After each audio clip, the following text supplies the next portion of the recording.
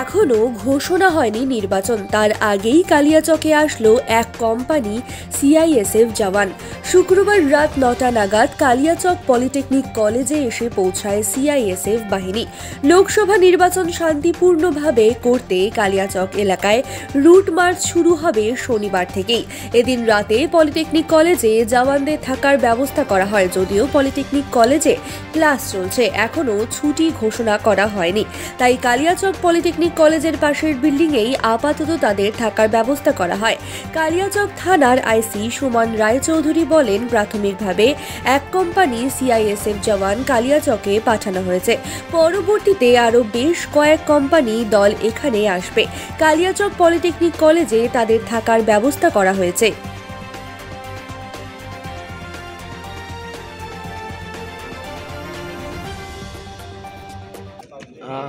সর্বপ্রথম ফারাক্কা নিউ ফারাক্কা থেকে, তারপরে আসলাম পিটিএস থেকে নিয়ে আবার কালিয়াচক কলেজ আসলাম। কালিয়াচক কলেজে আসলাম। তো বলছি কতটি এসছে? 92 জন। এরা কি সিএসএফ নাকি? সিএসএফ, সবটি সিএসএফ আছে।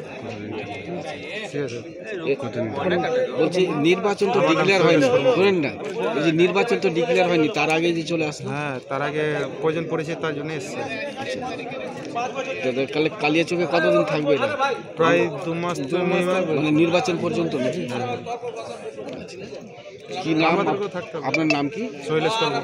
শৈলেশ কর্মকার। আপনি কি? ড্রাইভার না?